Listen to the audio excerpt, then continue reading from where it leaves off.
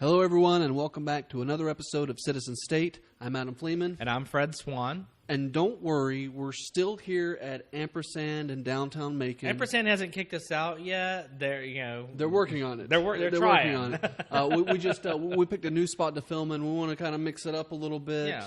And we thought, hey, let's film here today. It's going to be a more laid back show today. Ampersand is a large area. Like where we film is like one small little alcove that we can kind of close off. But where we are right now is actually more of almost a classroom area. It's a classroom area. They use it as storage. But that's the thing about this place is that it is very modal. Like you can use the space in many different ways. There's a whole gallery that I know that we've shown like clips of that we don't even use. There's a stage. They've got that alcove area that we use sometimes. Here we're in another kind of storage/classroom area that's a little more off the side, and we kind of looked into this. Yeah, I kind of want to mix it up a bit more in the future, but yeah. I think we're going to stick with what we know for now, and then hopefully we can move around out there a little bit more as we grow. Absolutely. I actually would love to do a live show once we get a little more popular, maybe set up on their stage. I did want to talk about that. When me and Fred first sat down and started talking about sort of this concept, we were hoping that we could get a little more interaction. So if you're one of our watchers out there, we do urge you to share this video on social media. Please hit the like button. Of course, after you watch everything, if you like it, even if you don't like our ideas. No, go ahead and give me a like now. Go ahead. Don't see anything else. Just go ahead and give me a like. 1 billion likes. But we would like to engage with anybody that's watching this. We would like more watchers out there to engage with us, because this is an opportunity. And I remember that conversation with you when we first started. This is an opportunity for everybody out there, especially people within the 6th district in Georgia. 8th district, sorry, in Georgia, to contact directly one of the candidates that's running for office and be able to ask questions and get answers. And look, we're critical of the media as much as everybody else. We're critical of ourselves. But what I'm saying is that if you are someone who is critical of media coverage of various sorts of things, this is a way in which you can reach out to people who are just kind of being pundits, kind of, expressing their opinions. And not getting paid. We're not getting paid by... Not getting paid. We're not, but although admittedly, Big Pharma, you can always, sponsor us, sponsored by, Viagra. Fred needs a trip to Washington. I do need a trip. Fred needs a trip to Washington. I am trying to fund a trip to Washington, which we'll talk about in a little bit. But this is an opportunity for you to directly reach out to someone who is trying to be a thought maker and thought movers. And you can comment on the YouTube channel. Tell us what you like. Tell us what you don't like. You didn't cover this. You should have covered this more. I don't think you should talk about this so much. Please stop talking about Trump. Please stop talking about Russia. Or talk more about Russia. And we'll ignore you. Right, because everybody wants to talk about Russia, according to CNN. Yes. But really, just let us know what you think. That is the most important thing you can do for us and for yourselves as viewers. This is your show. Like, we come out here and we're going to do this every week if our schedules align. But we're not doing this for each other. Right. We are really doing this for the watchers out there. We want to give you guys an opportunity to ask the important questions and get the answers from the source. And this is a rare opportunity where you can get that. You can't really call into CNN and get anybody to give you a straight answer. Exactly. And sometimes even the new media stuff like Young Turks and places like that on YouTube have gotten so big they don't even read their comments anymore. They probably ignore them because of all the trolls. We're unique where we don't have a whole lot of viewers, so now's your chance. You can really have some impact on us. Please troll us. A little bit, Speaking of trolls, sort of, there aren't going to be any this season, but Game of Thrones coming out tonight. Yes, tonight. We're filming tonight on Sunday. Tonight will be the season premiere. I'm a huge Game of Thrones fan. I'm really excited. I'm super excited. I'm going to end up watching it tomorrow. It comes kind of late for me and the wife, so we're going to be going over to a friend's house tomorrow and watching it on their DVR. Yeah, but this is. They delayed it because I think they were wanting to try to get some of the production values up. I may have some spoiler bad news. I don't want to say anything. Well, let's not spoil it for the audience now. Yeah, but that's in the works. We were talking earlier, and it's always interesting to talk politics with you because we have so many shared ideas and then so many different ideas. One of the things that we shared, we were talking about the new season of House of Cards, which is Netflix show, and I've been loving it up until this season. Yeah, and you would just mention that I'm about halfway through and I'm kind of bored. Yeah, it's not. I'll say this: House of Cards season 5 is not great, in my opinion. That doesn't mean don't watch it because I think that it could improve. So I'm saying right now, let's continue to watch it to support it, so Netflix can continue. Maybe it's not a bad show. It's not a bad show a whole. As a whole, and in fact, the first couple of seasons were phenomenal. Were really poignant. Really. Look, last season blew me away with the metadata mix up in it. It blew me away. I think that was good. And I don't want to get too into spoilers, but I will say this: I really liked the character of Frank Underwood as a villain, as a villainous protagonist. Yeah. Because you almost rooted for him, despite the fact you knew that he was a murderous It makes you psychopath. feel really weird in your stomach, right? Which was weird in the first couple of seasons, especially. In this season, you don't, because there are times when he does things that don't make any sense. I haven't gotten there yet. Like I said, I'm about halfway through, and I'm here. Right. It's not. Honestly, I think they honestly should have never let him become president because that was kind of his goal. And now they've achieved it. Where do you go from here? It's kind of like the greyhounds when they race; they can't ever catch the bunny. If they ever catch the bunny, they'll be ruined. That's kind of how Frank is. The presidency is his bunny. Just let him chase it, And the other thing we talked about, and we actually recommended the show to our producer here, was The West Wing. Yes. I watched it a couple of years ago, all the way through. I think I watched like 3 episodes a day on Netflix, and I absolutely loved it. It's one of the best political dramas I've ever seen before in my life. Yeah, I'll absolutely agree. I enjoy The West Wing overall. Very much. It's really good, riveting drama. I will say this about The West Wing. You can tell when Aaron Sorkin leaves because sometimes the commentary is not quite so biting. But I watched it when it first ran, and I loved it. But I've watched it since then,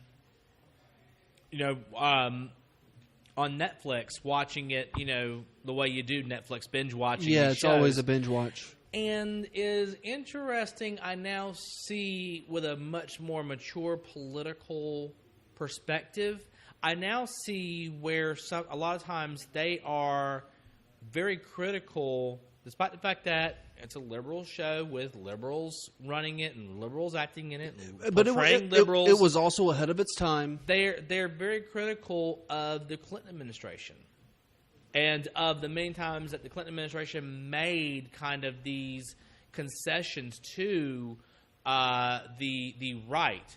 And again, ahead of their time. It's not a new thing to be critical of the Clinton administration. No, not anymore. Yeah. All right, so I do want to get into some real stuff. I know we really want to talk about some of this stuff too, but I want to go into healthcare. So I'm going to pull some things up real quick, and when we get back, we're going to go straight into healthcare. Okay, good job. All right, so we want to get right into healthcare, and there's a lot of stuff going on with healthcare that we kind of want to cover in a short amount of time. And on top of that, I want to know your stances and what your ideas for policy are going to be for the current things that are going on. Yeah, we're going to talk about that. So one of the latest things that came out was that there's a delay for the new health care vote. Yes. That was supposed to happen. Yes. Senate Republicans had apparently come to some new consensus on a way to strip health care from millions of Americans. And it's good for everyone. Right. Exactly. And they had come to that consensus, and they were ready to do a vote. And then last night, Majority Leader Mitch McConnell announced a delay. They said, "Well, we're going to have to push it off again." Is this a cowardly move? Is this, we don't want this held over us during the midterm election? No. They really think that their people. So they're one vote shy, and that's where they're one vote shy of getting this. It's that close. It is that close, and the one vote. The reason why they're pushing off is because Senator John McCain had to have surgery to remove a clot over his left eye. We do hope that Senator McCain has a speedy recovery. And so he's going to be out of the Senate for a little bit with that recovering from that surgery. And so he just couldn't be available to vote. And yes, it was that close between the moderates who were like, we can't take health care from millions of Americans, and some of the conservatives who are like, we can't take enough health care away from millions of Americans. Well, like it surprises me that a majority Republican Washington at this point, and it's this close that there's one vote. One vote could turn the tide. Because during the Obama administration, it was really easy for them to sit there and say, we're going to repeal Obamacare. We're going to repeal Obamacare. And they had 50 votes on it because there was no danger that anything could actually happen. Because they were going to lose every time. I mean, the president was just going to veto whatever. He was going to veto it. No big deal. They had a protection of Democrats protecting Republicans. Well, now they don't have that. So now they have to get it right the first time. And they have to get it right according to... They had never come to a consensus before of what post-ACA looks like. So and they have 50 different visions for that. Is John McCain going to vote with the Mitch McConnell's side of the Republicans? Because there is a splintering. There is... Yeah, he has stated... Because he's a maverick. He claims to be a maverick. You don't... Well, and look, and John McCain, like, we can say what we will about him. Yes, sometimes he can be an old coot, but sometimes he's very responsible. Sometimes he does actually represent his constituents. He has said that there are concerns with the ACA. Yeah. That is the way he has put it. And I agree with him. There's concerns with Trump care. That's the way he has put it. And I agree with him. That the Better Care Act, or whatever they're calling it now, there were concerns with it, and he did not know how he was going to vote. He's been listed as an undecided. But I think that the idea was that they can whip him up and get him, because he's not on the moderate wing with Lisa Murkowski, but he's not in the far conservative wing with Rand Paul and Ted Cruz. Yeah, he's fairly independent. Like I said, like there's lots of positions that John McCain has that I'm for. Like I'm like, okay, I can see eye to eye with him, and there's some stuff that's way off base that I can't see. And for the most part, he's one of those respectable Republicans who I want to hear from. I will say that he can be very hawkish when it comes to war. Well, yes, but having been a veteran and having been a prisoner of war, he's somebody who can also say, but war is hell, and we must make certain that when we do this, we do it right. And so there is that tension that I at least appreciate. He's being a thoughtful politician and not just somebody who's just given into the military-industrial complex. Yeah, absolutely. This isn't just about him. This is about health care.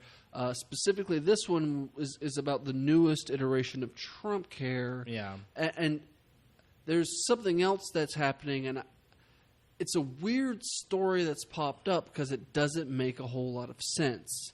And this has to do with Ted Cruz. And I saw it on a lot of right-wing sites that he's trying to create an exemption for Congress, or he's trying to get rid of the exemption that Congress apparently has in participating in the Affordable Care Act. Okay. But we were talking earlier, and that exemption doesn't exist. No, it doesn't. They have to participate. Right. No, it doesn't. And in fact, that was one of the things during the ACA's initial creation. Republicans introduced an amendment to the ACA as kind of a poison pill, a kind of way to trap Democrats. Either, it would be a thing they would not be able to, an amendment they wouldn't be able to take out, and the Democrats would vote down the ACA and kill it, or they would take it out and Republicans could then use it as a bludgeon on Democrats. It was all politics. And say, look, they don't want to eat their own cooking, and they're exempting themselves from this horrible health care thing, and that they're forcing down your throat because they were already starting that kind of very horrible rhetoric. Democrats voted for it. Democrats were like, oh, sure, add the amendment to it, no problem. We will be bound by the ACA. And now, so they're not exempt, but there's somebody fighting to... No, they are in fact part of their own marketplace. And now they're using, and like I said, I didn't see this on any other sites other than the further right-wing sites, but they're making it sound like there's a champion for justice here. Right. Fighting for something that doesn't, fighting against something that doesn't exist, fighting an invisible enemy. Right, and that's kind of what Republicans do, is they fight enemies that don't exist, and they resolve problems that don't exist. And for me, the cure for this, universal health care. I agree. You know what? Let me make a direct appeal to Senator Ted Cruz. Senator Cruz, I know that you watch this show. I know you're a big fan. He's the biggest fan. He's the one that likes it every week. Yes, every week, Senator Cruz is the one who's pressing the like button. I know that. Senator Cruz, listen to me. If you really want to work on making a health care that does not exempt Congress, like the current Republican solution does, and treats everybody the exact same, then let's work together. You and me, let's work together to make that happen. It'll be Medicare for all, and we'll just make certain that there are no exemptions, no exceptions. Veterans are involved, normal, everyday Americans. We even include the President of the United States, former presidents Congress, of the United States. All of us, everybody, it will be Medicare for all, and then if you want, you can get supplementary coverage for more, and that could be your marketplace. But Senator Cruz, this is a place where you and I can agree that Congress should not be exempt the way the current bill that your party is ready to vote for does exemptions. But if you want to get together on that, whenever I get into Congress, I'll be more than happy to work with you on Medicare for all. And I'm glad to see you're on board. It's just it's interesting. Again, this whole battle that he's having. It reminds me of, Jon Stewart said it so brilliant. He was talking about, it was Bullshit Mountain, but it was the empty chair. Yeah. It was all about that empty chair when Clint Eastwood had that invisible conversation with Obama. With invisible Obama, right. And it seems like that's still going on. Like, he's gone. He's not the president anymore, and you're still having these battles with an invisible force that there's no sense in the battle at all. Admittedly, I think they miss Obama almost as much as we do. I'm not sure if I necessarily miss meaning we Democrats. Oh, okay. Admittedly, think about it this way. Even George W. Bush has seen a renaissance in his approval numbers since Trump has come into office. That's how bad Trump is. That doesn't mean George W. Bush was good. It just means that he's not as completely incompetent as Trump. And I think Republicans miss having a competent opponent from whom could protect them from whatever crazy policies they were trying to put forward. But then they could still say, we're going to do this and we're going to do that and we're going to champion all these insane ideas because Dad was going to protect them in the White House. You just have to give Daddy Trump some time. Yeah, that's okay, he hasn't been in for but 6 months. 7 months. 7 months, you got to give him time. You got to get Daddy time to fill those shoes. Got to give him time to do something because right now he's not done anything. It's too early to be on the attack. I mean, like, honestly, and this is for real, because I've heard from the right that Donald Trump has done so much, but he hasn't. No. But he hasn't done nothing either. Like, he's very mediocre. He's very milquetoast right now, but it's still early. It takes time to get anything done in government. We've got so much red tape. Right. But the problem is that there's so much that whatever he has done has been horrible for for us. On an aesthetic. It's mostly aesthetics. Well, I mean, but even like even the travel ban, he finally got that thing through, but it's not even holding up now, right? But the first thing, the first story you hear about it is that there was a young girls group from a Middle Eastern country that he blocked, I think from Sudan, who were coming to the United States to compete in a worldwide robotics competition, and he's saying no. I don't want them Muslim robots in my country. Exactly. This is the kind of lack of forethought that these policies have, where we have a chance to import people to then export our values, and we are so short-sighted, we're not even willing to do that. Now, we're a little bit off topic. I want to get back onto healthcare because there's still more to talk about. I want to get into a little bit more of your policy. Yeah. But we do need to take a quick break, and we'll be right back to talk about healthcare a little bit more. So, just a couple of weeks ago, it seems that who is this from? This is Pew Research. Came out and said there is a growth in public support for single-payer health coverage. And with these polls, there's always sort of how the question is asked issues. And it was the majority says the government has the responsibility to ensure health coverage for all. And that was 60%.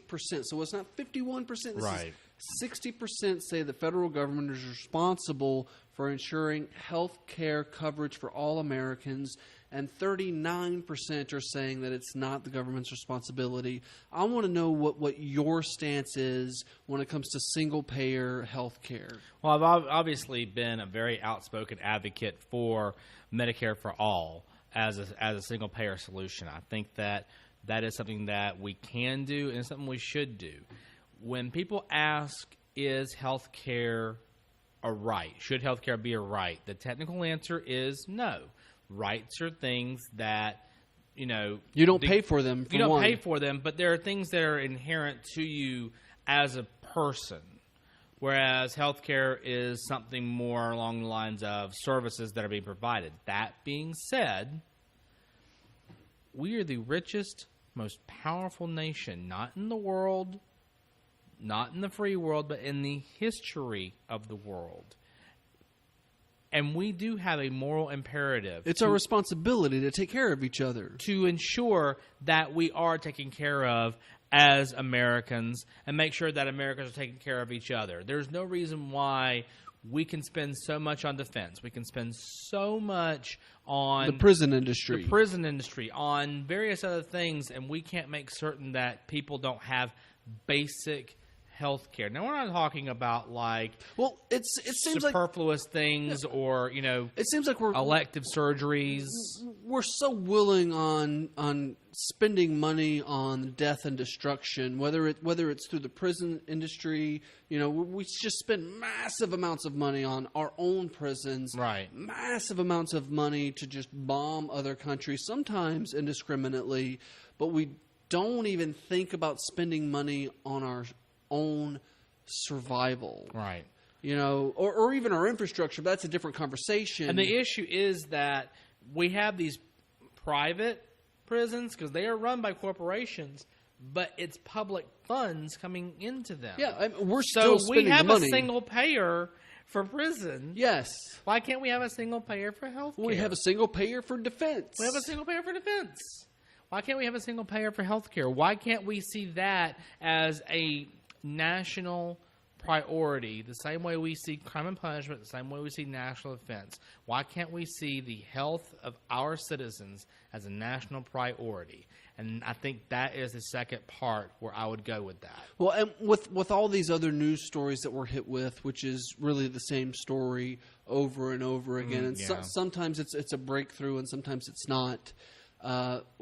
It's all a distraction to me because the biggest issues is war, healthcare, our prison system, and it's always just all about Russia these days. And we get together and we talk, and the conversation we have about Russia is comical and minimal, right? And these other things have such a larger impact on what we actually talk about, right? And I think that's the key point is that we're trying to be a kind of alternate media, and if the media is just going to talk about Russia, then we don't have to. Then we don't have to because it's covered. So we're going to talk about policy. We're going to talk about healthcare. We're going to talk about jobs. We're going to talk about infrastructure spending. We're going to talk about investment in our infrastructure. We're going to talk about getting rid of private prisons, getting back to that being a function of the government. You know, that kind of thing. Because in private prisons, we're kind of getting off topic. Because we're going to try to talk about healthcare. But we're going to talk about private prisons. Well, the reason why private prisons is so bad is because those are private corporations that get public funds to fund them. But they can then, because they're private, they can then lobby Congress. They can lobby state legislatures to create more crimes, tougher sentences for drug offenses and for other offenses, not because they're trying to keep America safe, but because they're trying to create more customers, fill more beds to expand themselves, which is why we have this prison pipeline, this school to prison pipeline in many of our communities that we have, because they're just trying to create customers for their industry. Now, to reel you back in on healthcare, there was another story, and this is from the New York Times. This was just last month. They said that the single-payer the title is the single-payer party. Democrats shift left on healthcare. But we both saw this week an interview with Joe Manchin, and they asked him. It was the Young Turks. They asked him about single payer, and he went off on all these tangents. Right. We need to debate it, and while he's right, we need to debate how we implement it. He's wrong because he just wants to talk about it and not go ahead and do anything. See, the thing about it is that Joe Manchin is a very conservative Democrat. He's a very conservative Democrat in West Virginia, which it's the only way to be a Democrat in West Virginia. The conventional wisdom is that that's the way you have to be. That you have to be a very conservative Democrat in my district. I buck that. I say, no, let's take our progressive policies to the people, because that's really who it's going to help. And let's really explain to people and educate people on what we're really trying to do and who we're trying to help. You don't think single payer is going to help out-of-work coal miners in West Virginia, that it's not going to create jobs and it's not going to create... Well, Joe Manchin doesn't think that. Right. Well, no, yeah. Joe Manchin is an out-of-touch senator who... doesn't know what a stream is. Right. But at the end of the day, he's allowed his people to be corrupted by these millionaires and billionaires who tell poor people that it's... or tell the working poor that it's the poorer people who are the ones stealing money from them, while they continue to take money hand over fist from them. And he's just as complicit in that as anybody else. So, yeah, the Young Turks really should have given him more than they did. I thought they did a pretty good job. They hammered him pretty hard on it, and then all of their affiliates also hammered him hard. Honestly, Joe Manchin just needs to go ahead and become a Republican and be done with it. He I does. believe in being a Big Ten. I believe in a Big Ten progressivism, and I believe that Democrats should be, a wide tent and many different views. But Joe Manchin is outside the mainstream of Democratic values. He's outside the mainstream of what is really good for America or good for his constituents, and he just needs to go ahead and become a Republican and be done with it. I think if you're going to stand on either side of a line, you got to call yourself whatever that side of the line right. calls themselves. And Joe Manchin is Republican light. Yeah. And the first word of that is Republican. And I hate to say it like that. He is more liberal than a lot of other Republicans out there. Sure, but he's still on their side of the line. I'm ready to kick him off the reservation. I'm not going to lie. Now, and still talking about that, so the Commonwealth Fund just recently did a study, and they said that the healthcare, back on healthcare, they said that the healthcare in the U.S. is the worst among high-income nations. Okay. I want to make sure I get it right. It's the worst among high-income nations. Okay, we talked about that earlier. That's not a recent review. This was the 14th of this month. Okay. So, we were probably the worst last year when they did the review. We're the worst again. Right. And so what Republicans are going to say is, see, the ACA has made everything bad. America was great until the ACA. Well, because Donald Trump's going to make America great again. Right, exactly. Yeah.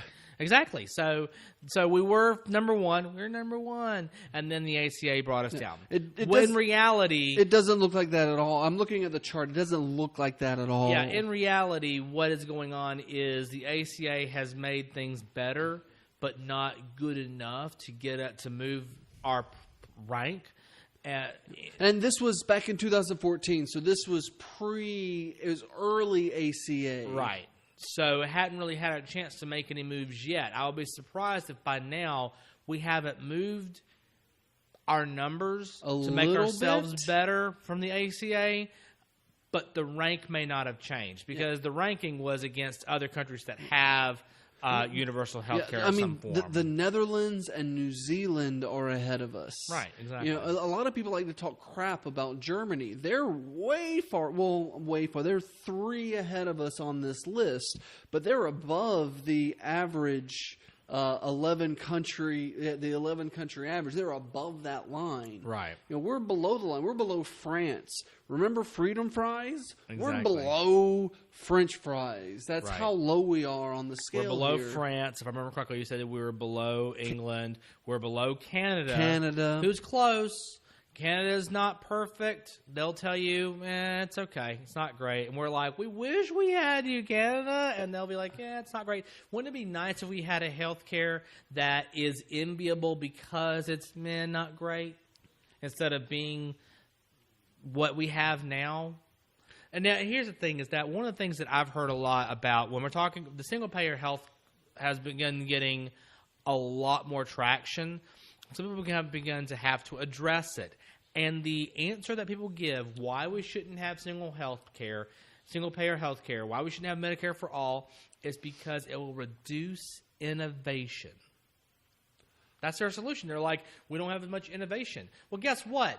If we're not out there, if people are not able to get the innovative solutions you've come up with, then what is the point of your innovation other than being able to give people more money for Viagra pills and all these other things that don't actually impact the health care of millions of Americans? We were just talking about other single-payer systems we have, one of them being the military. Yeah. I can't think of a more innovative culture or system than the U.S. military. I mean, you just think about all the things that we get, like satellite systems. Mm-hmm. I mean, I'm serious. We're talking about GPSs in every car. That came from the military. That came from the military. That radio came from NASA. Technology, whether it's your Sirius or just your FM AM, that's a military function.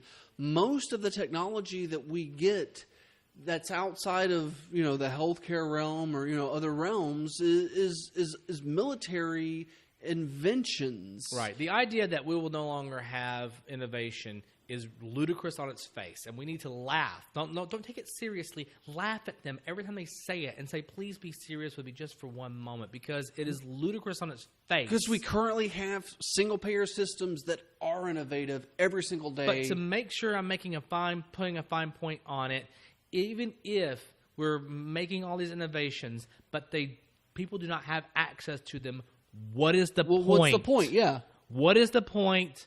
And I'm not willing to spend all these billions of dollars on innovation that won't help average people.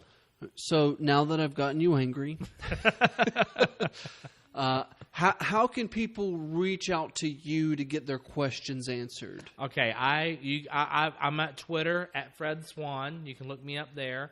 I have a Facebook page for my campaign, Fred Swan for Congress. You can look it up at www.facebook.com/Fred Swan for Congress.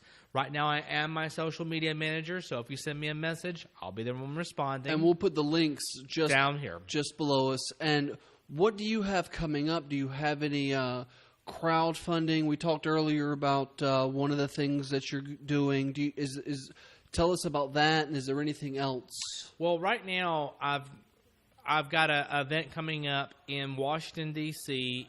The Progressive Change Campaign Committee has invited me to be a part of their national candidate training, and I'm now currently crowdfunding to try to make that trip. It'll be from July 27th to the 30th. We're cutting it close then. Yeah, so if anybody would like to donate to that, I'll be more than happy to take donations now at my GoFundMe. Now is the time. Absolutely. 100%. I'm only a couple $100 off from being able to make the trip, and this would be a huge boon to both me and to the district for being able to have a true progressive, serious progressive candidate in the district like we have not had before. Well, I think that's all that we have today. We really wanted to focus on the health care. We're going to try and switch it up next week. If anybody out there wants us to talk about something specific, let us know down in the comments or tweet at Fred or tweet at me. We'll have all that information down here. Until then, we'll see you next week. This episode of Citizen State comes to you from Ampersand Guildhall in downtown Macon. It's a place where artists can come together and experience their art, perform their arts in multiple ways. It's located at 503 5th Street.